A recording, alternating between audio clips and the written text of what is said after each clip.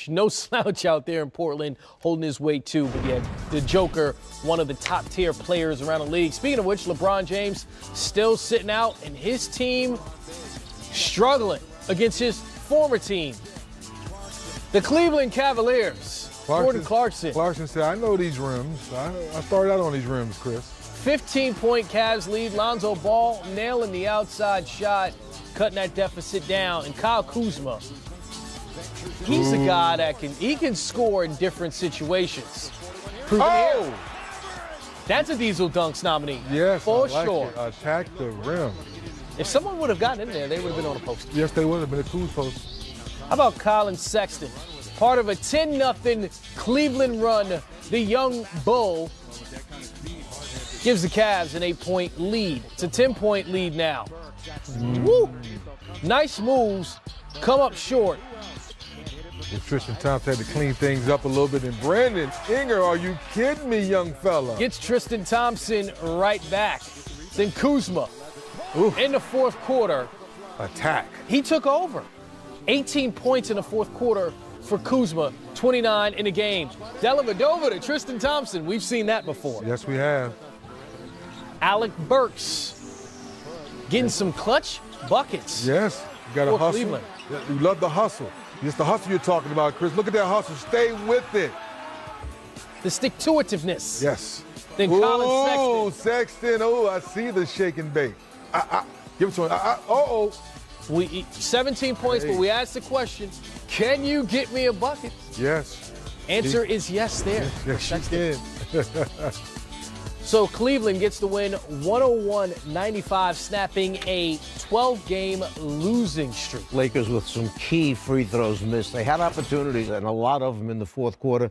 They just couldn't get to the line and make free throws. Certainly, when you lose a 6-point game and you consider it that you miss 9 free throws in the fourth quarter, that's something that can come back. And throw line there in the fourth quarter, and they fall to 3-7 without LeBron James. But this team that they just lost to, the Cleveland Cavaliers, were riding a 12-game losing streak and were just 3-18 on the road this season. We spoke about this being a must-win for the Lakers coming into this one. Has to be a disappointment for them. Having LeBron James on your team must give you a false sense of security and a false sense of who you really are, because without LeBron, 3-7 now, without LeBron, they play against a Cavalier team who had lost 12 straight games, and they don't start playing until the last 3 minutes of the game, when all of a sudden they looked up and realized, you know what, we're going to lose this game. It's going to be awfully embarrassing. And they had their opportunities at the foul line in the fourth quarter. They just couldn't make free throws. Chris, you have to be a little nervous, and Coach, you know this, with Utah knocking on your back door. You see Sacramento's playing better basketball. They're starting to believe in themselves as a young team. So you're saying to yourself, as a Laker fan, how can we hold down the fort till LeBron gets back? And these are one of those games, Coach, you know that you should win. You have to win so you can believe in that goodwill that you're building up. Because when LeBron comes back, LeBron, to your point, Coach, he's only thinking one thing. Let's rev up and fight for a good playoff spot. Well, right now, they're holding on to that 8th spot. Well, before he got hurt, they was at the 4th spot. You know what happened? He probably got hurt at one of the worst times that it could happen for them, because they had just built up some momentum.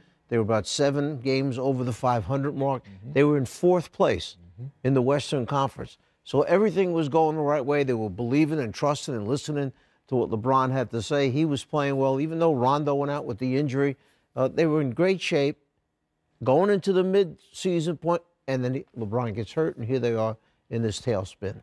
So that's why when you said earlier in the beginning of the show, Ingram, is it Ball? Who is it? Who is that next guy that you can say, this guy, we can ride this hot hand, 18 points or in the we fourth can quarter, ride Kyle his Kuzma style of play? like In the pregame guy. show, Kyle Kuzma had the 42 points the other night. Now he's kind of dipped off a little bit. To Coach's point, that's what lets fans know why certain guys we call great and certain guys he's working to be great, because you have to do it every night. Yeah, certainly an interesting situation to see what happened with the Lakers. And again, Kyle Kuzma was the one that really stood out in the fourth quarter with those 18 points and finished with a game-high 29. And those were some clutch baskets from him. There were 2 players on the Lakers that I thought showed emotion, showed that they cared, and were upset the way they were playing. And one was Hart and the other was Kuzma, to me. Watching the Lakers walk into their huddles, in timeouts. It was almost like they were bored being there. Or like, do I really have to do this? How much time before it's over? Instead of seeing the kind of fire you want to see from a young group of players. I mean, what are you, tired at 21 years old or 20 years old? Come on. That's what you left school early for. So that's the final game of the night. We're going to take you around the NBA's. Game time rolls on.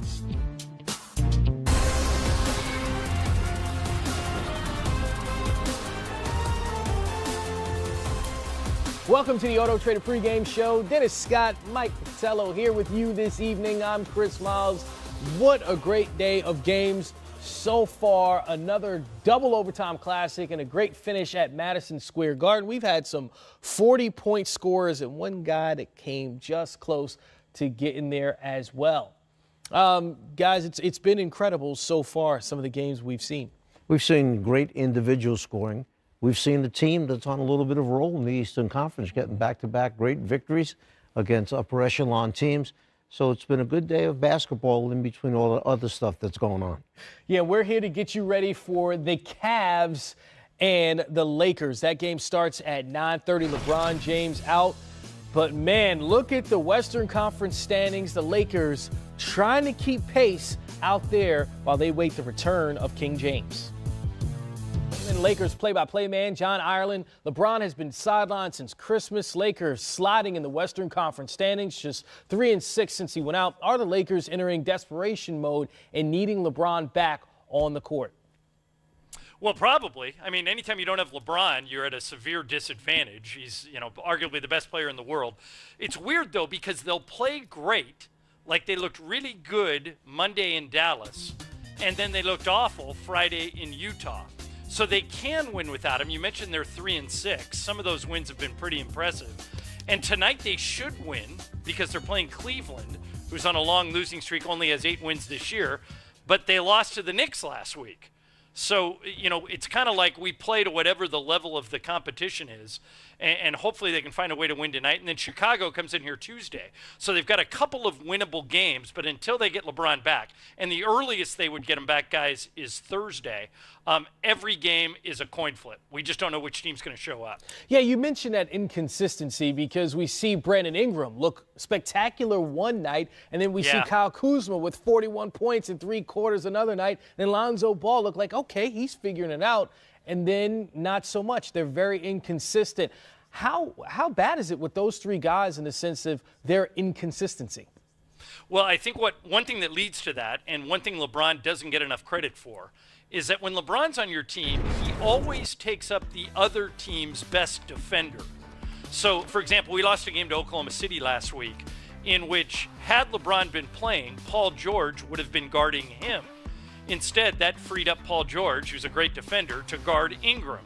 And then all of a sudden the questions people are asking are the one you just asked. Why is Ingram not the way he was 2 nights before that when he was dominating? Well, now the other team's best defender goes to either Ingram or Kuzma, whoever the hot player is. And in the case of Lonzo, you asked about Lonzo, he plays fast, and so he's going to have a lot of turnovers, but he's just a typical young player. I think young players make a lot of mistakes.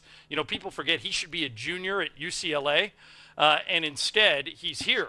And so when Luka Doncic plays the way he does, and he's 18 years old, people look at Lonzo and say, well, Lonzo's 21. Why isn't he playing like Luka?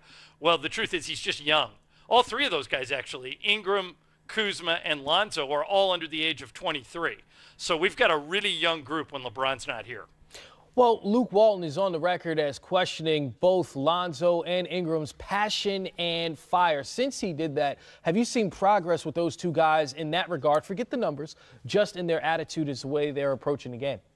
He did that on the last road trip. We had a back-to-back. We played in Minnesota, and those 2 guys looked awful. And then the next night we played in Dallas on the second night of a back-to-back, and those are the 2 guys that carried us to a victory. So the speech worked in the short term. The question is, can those guys keep it up long term? You would think, guys, this is a game tonight where those 2 should be able to have a really big impact. Cleveland is really struggling. There isn't an elite defender on the Cavs roster. As a matter of fact, Larry Nance, who had been playing really well for them, is not going to play. He's got an MCL injury, so they've got injury issues of their own. I would think we'll get a better answer to your question at the end of tonight, but I would think this is a chance for those guys to go back to how they looked Monday night in Dallas when Ingram had a season-high 29 and Lonzo had 21 and controlled the game from the point.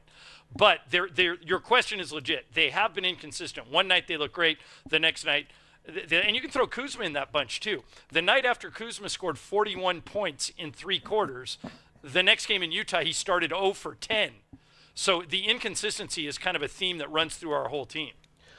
Well, more on a positive note, last night several Lakers were seen with LeBron at the Rams playoff game. I mean, how important is it for those guys not to just mesh on the court, but to have nights like the ones that they had last night?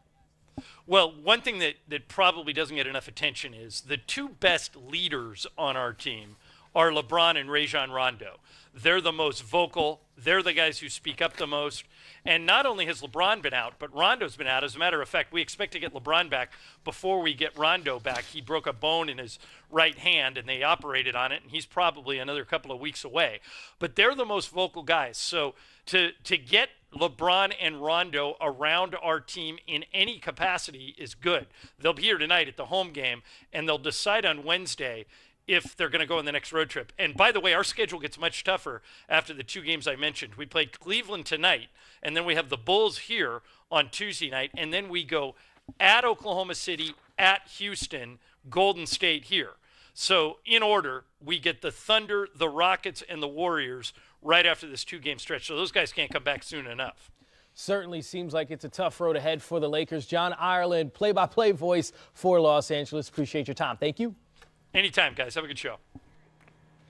So for the Lakers to stay in that final spot in the Western Conference standings for the playoffs, Czar, is it fair to say a game like this against the Cleveland Cavaliers, who are banged up themselves, for the Lakers, they have to win games like this in order to stay in that hunt, right? There's absolutely no question. I thought he did an excellent job of breaking down the Lakers situation. That one point that he made about when LeBron's out, the best defender from the other team now moves down the ladder to the next best offensive player. So that guy might be facing like the B squad most of the time when LeBron's there. Now with LeBron out, he faces the A squad defender.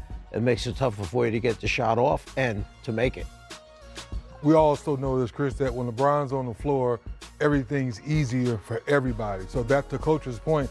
Everyone's learning now is, how do I get open? How do I cut harder? How do we really execute to what Luke Walton's talk about? You have to go harder, because when LeBron's on the floor, the ball's in his hand, all the attention's on him. Now those little alleyways are opened up for you to get that easy pass, wide open shot. That's the biggest difference. Like you said, I mean, the Lakers played their last 9 games without LeBron James and also without Rajon Rondo, who's been out. And Huge. Kyle Kuzma, he has 41 points in 3 quarters, but like we heard him say, John Ireland, it's just, okay, the next night, the best defender is on him, and that's inconsistency. For these guys to grow, for a guy like Brandon Ingram, for Kyle Kuzma, when you get to the postseason, for LeBron to be able to trust those guys, don't they have to take their game to another level in which they can score against tough defensive matchups? One thing I've always done in broadcasting is I've always reserved the word great for special situations or for special people, because to me, you're not great if you get 30 points a night and then the next 3 nights you're scoring 8 and 6. This is an appreciation of great players. It's the fact that they do it every night. Doesn't matter who they're playing up against. They bring it. You can count on them. They're special. The great players are special. So I don't like just throwing that word out there, go, oh, he's really a great player. No, he's a good player. You know, certain guys are good players, but only a certain bunch fall into the elite great category, in my opinion. I agree with you, Coach, and I think, Chris, we try to get people to understand that some of these young kids may have great talents, but until you bring those great talents every night and prove that you can go up against, like I say, the A defensive defender every night and you still get your points, then you're a great player. Then secondly, when one great player goes down, we talked about Bradley Beal and John Wall, right? If John Wall is the franchise player, he went down, Bradley Beal's game went up to a whole nother level. That's a great player. So Laker fans are hoping, to your point, that Kuzma, Ingram, and Ball have learned something from LeBron, so when he comes back, now he can elevate their play, so when the playoffs come, maybe they can play great. Certainly, guys, we're going to keep an eye out on for tonight in the Lakers-Cleveland Cavalier game. Lonzo Ball, Brandon Ingram, Kyle Kuzma, see how they're developing. One guy that you just mentioned, we know how he's developing. Bradley Beal against Kawhi Leonard and company. That was juicy today. 40 is the number we're looking at. And not in age. Serge Ibaka. Leave it. Leave it. Was there. And the New York Knicks and the Philadelphia 76ers had a game that came down to the wire. How big was Joel Embiid and Ben Simmons? Find out next. You're watching the Auto Trader pregame show.